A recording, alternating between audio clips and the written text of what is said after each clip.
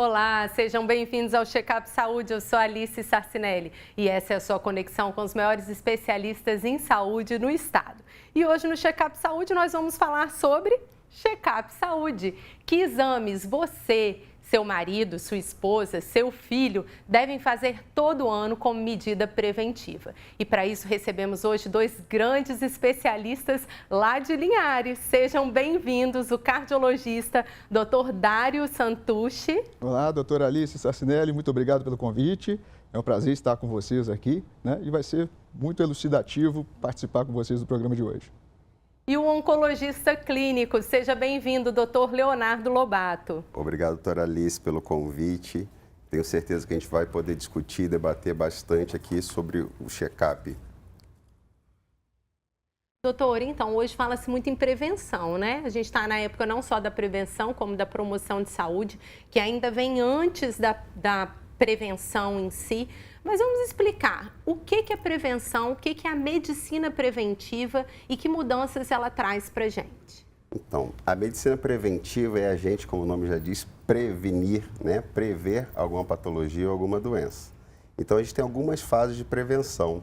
Uma delas começa, que a gente pega lá na infância, como, por exemplo, a própria vacinação, as atividades físicas diárias, alimentação saudável, isso tudo no hábito normal, habitual e natural do nosso dia a dia, a gente já está prevenindo doenças. Fora isso, a gente também tem as prevenções secundárias e terciárias. Então, uma outra forma de prevenção que a gente vai discutir um pouco mais aqui, que quando a gente vai falando de check-up, a gente já está falando de exames. Então, o que a gente está fazendo? A gente está prevenindo para não ter doenças em fases mais avançadas. A gente está prevenindo para pegar em fases iniciais e a gente aumentar o nosso poder de cura e o nosso poder de resolutividade dessas patologias. Então, quando a gente fala em check-up, quando a gente fala em prevenir nesse cenário, é a gente fazer uma série de exames, uma série de ações para que a gente consiga promover saúde. Mas olha, eu acho que muita gente tem medo de ir no médico e descobrir doença, né? Então, eu acho que a gente também tem que falar da necessidade dessa mudança cultural. Porque os mais antigos, e na minha família também tem, aposto que na sua aí em casa, aquele que fala, eu não vou no médico não, porque se eu chegar lá ele vai achar alguma coisa. Como é que a gente rompe esse pensamento, essa cultura, esse paradigma? Eu acho que a gente rompe quando a gente começa a entender que hoje, cada vez mais, a gente está vivendo mais, a gente pode viver melhor e com qualidade de vida. E para a gente ter qualidade de vida e com o que a medicina hoje oferece para fazer prevenções de causas mais graves, a gente tem que fazer exames, a gente tem que acompanhar com os nossos médicos, desde a infância, quando a gente vai no pediatra, as mulheres quando procuram o seu ginecologista, os homens seu urologista, e depois a gente vai no nosso cardiologista, os nossos clínicos, enfim. Você fazendo os exames, você prevenindo e você fazendo tudo na idade, no momento correto, você aumenta em mais de 90% de chances de cura de vários tipos de patologias que você pode vir a ter. Então, assim, a gente tem que romper, a gente tem que pensar que o prevenir e o procurar, quem procura acha, e se achar que acha numa fase inicial que consiga ficar curado daquele problema. E na maioria das vezes, é o que a gente sempre quer, a gente vai, faz os exames, faz os nossos check-ups e vê que está tudo dentro da nossa idade, dentro da naturalidade, e você tem uma vida muito mais tranquila, né? Eu acho que isso que é o grande benefício É desses o outro exames. ditado, prevenir é sempre melhor do que remediar, né? Doutor Dário, fala mais um pouquinho para a gente, então. Vamos começar a explorar por idade. A mulher não é igual ao homem, eu imagino que a gente também, com casos na família de alguma doença, tem que ter algum outro cuidado. Vamos começar com esses protocolos? O que é proposto é um protocolo que tem que ser seguido em qualquer lugar do mundo, o que a gente faz aqui no Brasil e o que a gente recomenda? Exatamente, a gente tem protocolos específicos para a idade, né? O que é recomendado a nível mundial, para a população em geral, né? Então, isso segue através de idade, de sexo, né?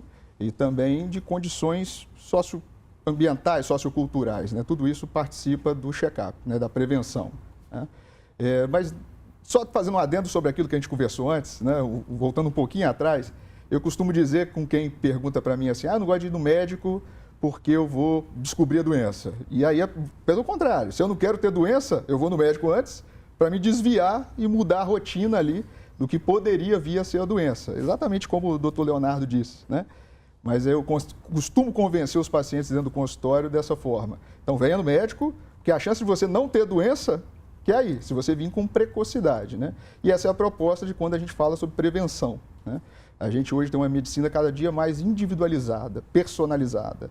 Então, quando a gente fala em faixas gerais, é um pouco difícil isso, assim. Que exames para todo mundo. Exatamente. Não é pensar de uma maneira geral, mas existem protocolos por idade, por sexo. Exatamente. Existem protocolos, né? Geralmente a gente utiliza os protocolos americanos, né, de prevenção, e desde cedo, igual o doutor Leonardo disse, a gente já tem que mudar o estilo de vida para a gente ter envelhecer de maneira saudável, né? Por exemplo, 18 anos, o que a gente precisa? Eu tenho 18 anos, eu sou especialista em clínica médica, eu é adulto, né? Então, com 18 anos, a gente já tem que ver se tem diabetes, glicose, se ele tem um colesterol alto, né? A obesidade, os hábitos de vida dele, se ele é fumante, se ele é sedentário. Então, tudo isso a gente intervém, né? De maneira, no estilo de vida desse paciente e, com certeza, ele vai mudar a trajetória, a história de vida dele vai mudar completamente. E para as mulheres, quais são os exames? A gente está muito acostumado. A criança ela vai ao pediatra, depois, então, aos 18, a gente migraria para um clínico. E esse clínico começaria a acompanhar a gente nesses exames todos aí. Aí tem duas dúvidas que eu queria trazer. Qual é a hora de ir a um especialista, né? Por exemplo, um cardiologista? E no caso das mulheres que já são acompanhadas por um ginecologista, se esse ginecologista já faz o papel desse clínico geral dos 18 anos. Vamos começar pelas mulheres. Isso, é. A mulher, a gente até diz que o ginecologista obstetra, ele é o clínico da mulher, né? Então tem essa cunha, essa alcunha, né?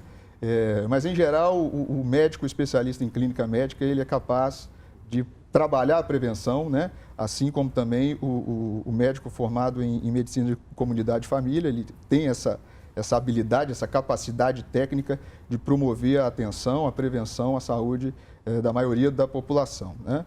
A mulher, ela tem algumas peculiaridades que eu acredito que o ginecologista atinja melhor a prevenção, né? Que é no caso das mamas e da questão do útero, né? Que tem que ser feito de maneira regular, é o preventivo e a questão do acompanhamento sobre as mamas, né? Então, nesse sentido, e mais a questão também hormonal, eu acho que o ginecologista, ele preenche melhor essa parte do que o médico especialista em clínica médica ou medicina de comunidade e família, né? E aí, quanto que essa mulher tem que ir a um cardiologista? Aí a gente está lá, acompanha, né, desde da menarca, desde a primeira menstruação, às vezes até antes, já faz o acompanhamento. Quem depende do SUS na unidade de saúde, no plano de saúde, a gente às vezes fica um pouco perdido, né? Tem tanto especialista para ir, você tem aquele rol todo ali para escolher, eu preciso ir. Quando que ela tem que abrir os olhos e começar a procurar outras especialidades e fazer outros exames que não só o ginecológico? A mulher, a gente tem essas fases, né? Fase em que sentido? Então, 18 anos, né? Nós devemos procurar um cardiologista, um clínico geral para ver pressão, que é o principal fator de risco cardiovascular. Então, esse acompanhamento da pressão arterial é muito importante desde cedo, né? Para a gente detectar isso quanto antes. O colesterol é um segundo fator de risco muito importante, que a gente também deve acompanhar. E a mulher, ela tem um outro momento que também é bem importante a gente ter o cardiologista próximo, que é na menopausa, né? Quando a gente inverte aí os papéis hormonais e aumenta o risco cardiovascular das mulheres. A gente tinha aquele dado estatístico de que o homem infartava mais, e isso está se igualando, né? Já se igualou estatisticamente, o risco cardiovascular entre homem e mulher é praticamente igual, né?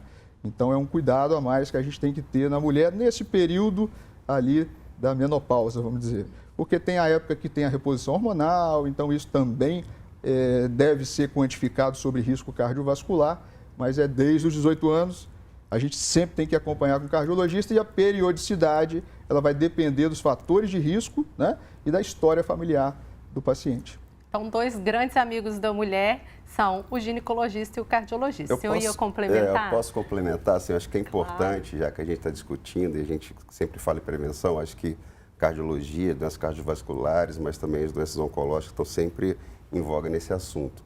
E é bastante importante nas meninas, mas também nos meninos, a gente ter a noção de fazer prevenção para vacinação para HPV.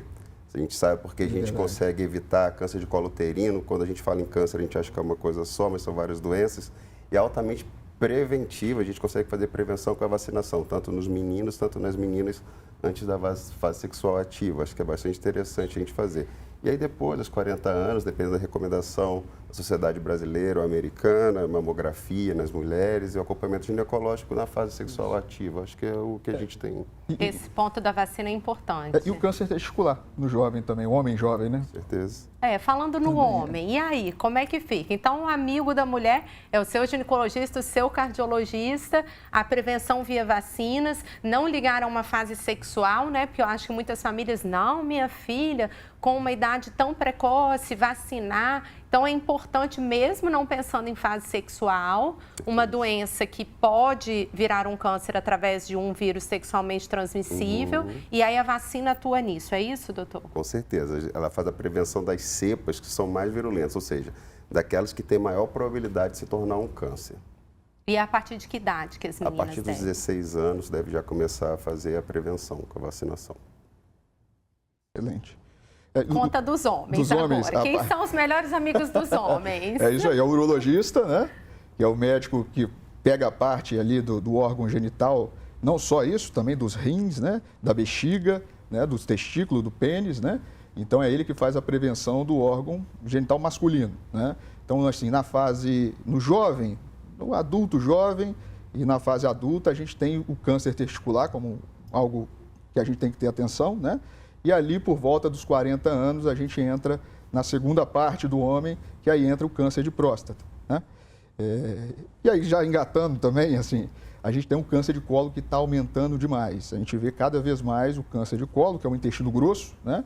E é o outro paradigma, que é a questão de muito homem ainda não aceitar o exame, que é a colonoscopia. Então, isso é uma dificuldade no consultório e até mesmo no check-up, né?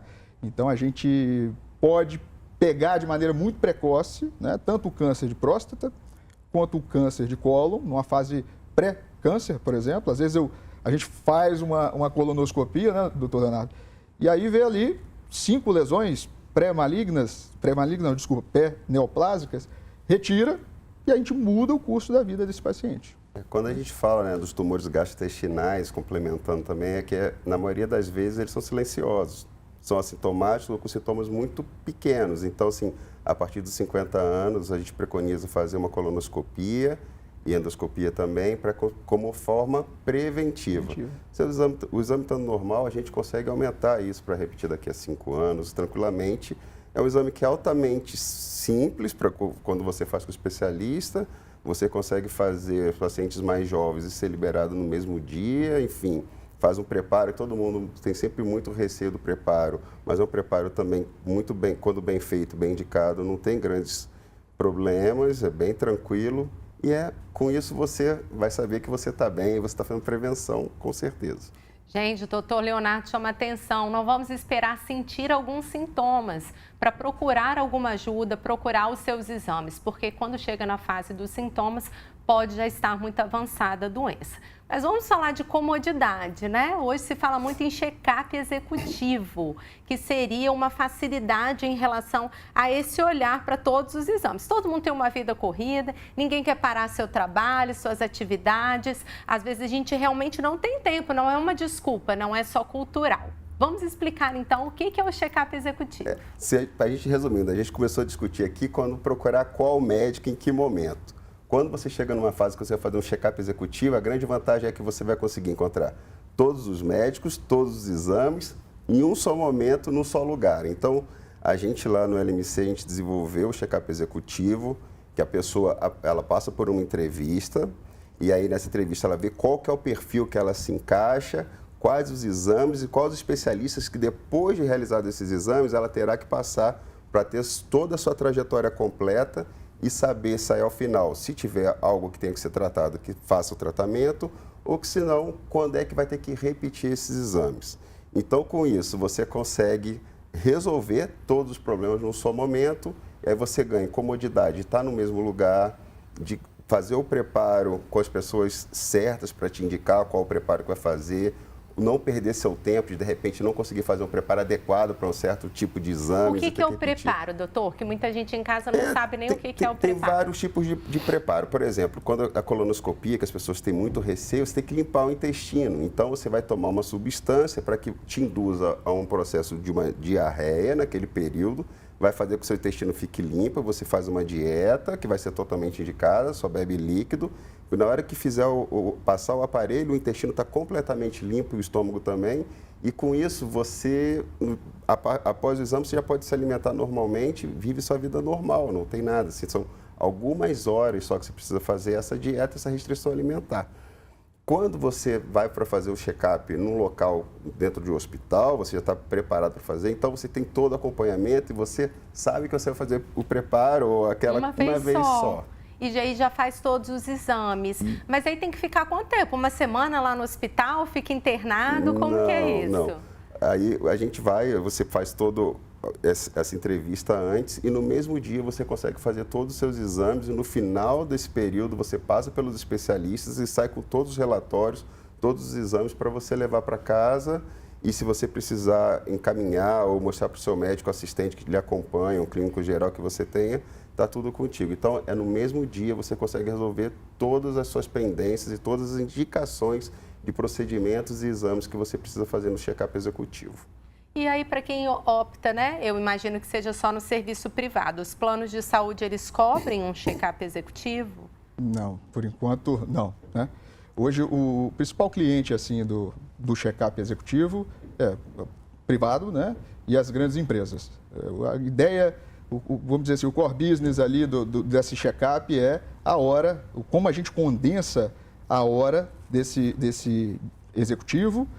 A gente fez várias pesquisas, na verdade, né? Pesquisa de quanto tempo é uma média de um check-up. Geralmente dura em torno de 30 a 45 dias para fazer todos os exames necessários. Faltando trabalho um dia, fazendo preparo no outro, não dormindo, porque a gente tem medo de exame também, vamos falar a verdade. Exatamente. Perde só uma noite. É isso aí. A gente condensa isso em 12 horas, 24 ou no máximo 36 horas, né? Então a gente consegue fazer isso. E ele é flexível, esse programa.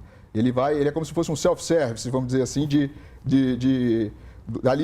dos exames, né? Então, primeiro, igual o doutor Leonardo disse, a gente faz uma entrevista com esse paciente, né? E aí há um alinhamento da equipe sobre qual que vai ser o processo, quais são os riscos dele, né?